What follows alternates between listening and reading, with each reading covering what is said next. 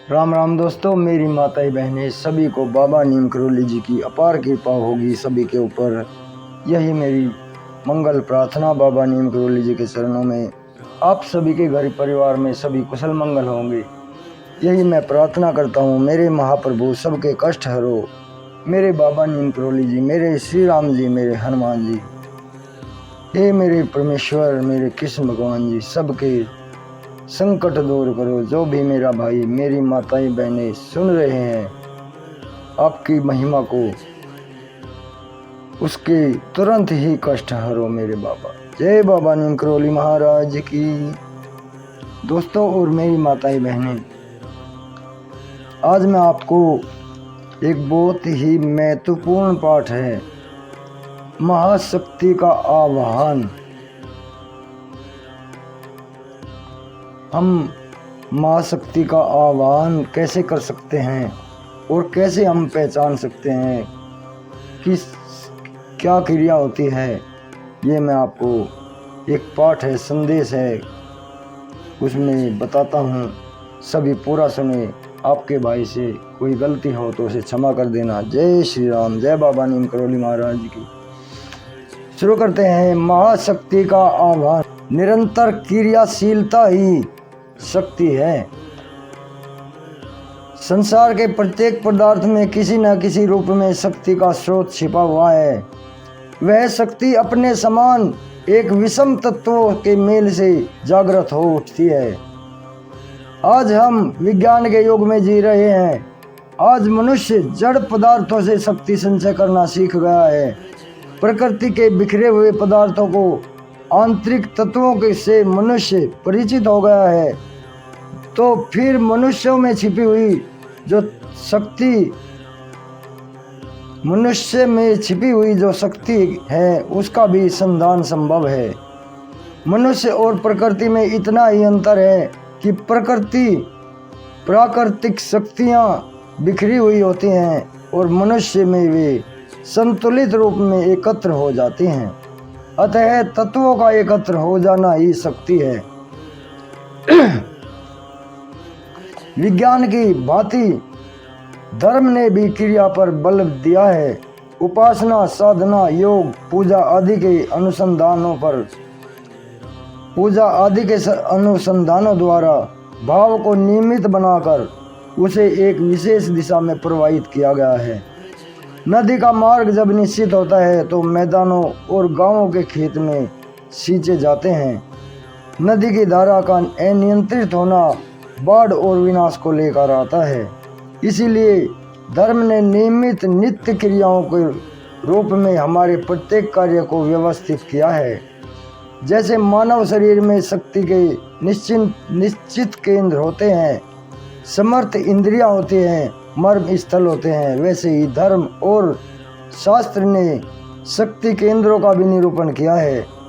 पर्वत, नदी, भूमि, लता, तृण, वृक्ष, जीव आदि की भांति देव स्वरूप में भी महाशक्ति दुर्गा, शिव, विष्णु, सूर्य, गणपति, हनुमान आदि अनेक रूपों में इन शक्ति केंद्रों को देखा जा सकता है। महाशक्ति संपूर्ण सृष्टि में व्याप्त चित्त शक्ति है। कालिका पुराण में कहा गया है कि वह शक्ति का क्रियान्वित रूप है, अर्थात पत्थर के टुकड़े में शक्ति होती है, पर जब तक उसे हाथ में उठाकर तीव्र वेग से फेंका न जाए तब तक वह आघात नहीं कर पाता। शक्ति की वह चालान क्रिया ही शक्तिमान के साथ उसका संबंध सिद्ध करती है। माँ दुर्गा का एक रूप महाकाली के रूप में व्यक्त हुआ है। महाशक्ति का काल तत्व से गहरा संबंध है। ये ही महाकाल शिव है। महाकाली का श्याम रंग भारतीय चिंतन की सूचना देता है। काले रंग में सभी रंग समा जाते हैं, वैसे ही जैसे काल में सभी मिट जाते हैं। रूप और अरूप का भेद मिटते ही रंगों की विविधता भी समाप्त हो जाती है। यही काल तत्व जब पृथ्वी से जुड़ता है तो कला आकाश से जुड़कर, काल और पूरे ब्रह्मांड से जुड़कर काली का रूप ले लेती है। यही भाव राम, कृष्ण, विष्णु और शिव के नीले रंग में फैला हुआ दिखाई देता है। वास्तव में कृष्ण वर्ण आदि वर्ण है। जब सृष्टि के पूर्व प्रलय काल था तो चारों तरफ अंधकार ही अंधकार व्याप्त था। प्रलय काल में 3 तत्व प्रबल होते हैं, अंधकार, अशना और जल। यह श्याम रंग सबको समान बना देता है। काली या महाशक्ति अंधकारी की तरह व्याप्त हैं। वहाँ देश और दिशा का ज्ञान नहीं रहता। काल में एक विराटता और व्याप्ति होती है। हम जिस काल में जीवन जीते हैं वह एक कालखंड होता है और गति चक्र में उसमें होने वाली क्रियाएं क्रम से पीछे छूटती और विलीन होती चली जाती हैं। परमात्मा ने मनुष्य को एक बड़ी विशेषता प्रदान की है, वह है विस्मरण, धीरे धीरे भूलते जाना। अगर यह विस्मरण नहीं होता तो मनुष्य का जीवन सदैव अस्थिर और तरंगित होता रहता। उसके मन को कभी विश्रांति नहीं मिलती। विस्मरण का विपरीतार्थक शब्द है स्मरण। हम दुनिया की बातों को भूल जाएं, इसी में हमारा कल्याण है और हमें केवल अपने प्रभु का स्मरण रहे। स्मरण भी इसलिए कि इससे मन एक बिंदु पर केंद्रित रहता है। तभी तो नवदा भक्ति में स्मरण को भक्ति का एक स्वरूप माना गया है। काल व्यापक होने के साथ साथ बहुरूपक भी होता है। हमारा संसार लंबाई, चौड़ाई और मोटाई के रूप में पदार्थ या ठोस का वाचक 3 आयामों में बटा है, पर काल चौथा आयाम है। मनुष्य पदार्थ से ऊपर उठकर उसे भेदकर चौथे आयाम काल में अमर होना चाहता है। हम जब तक ब्रह्मांड के क्षेत्र में प्रवेश करते हैं तो काल की स्थिति और गति सीमाहीन दिखाई पड़ती है। तभी तो कहीं प्रातः काल है तो कहीं दिन दोपहर है, कहीं संध्या तो कहीं रात है। हम अपने हाथ की जिस घड़ी पर विश्वास करते हैं, समय के पालन की सीख देते हैं, वह समय हमारी व्यावहारिक सुविधा के अनुसार हमारे द्वारा ही किया गया एक कृत्रिम विभाजन है।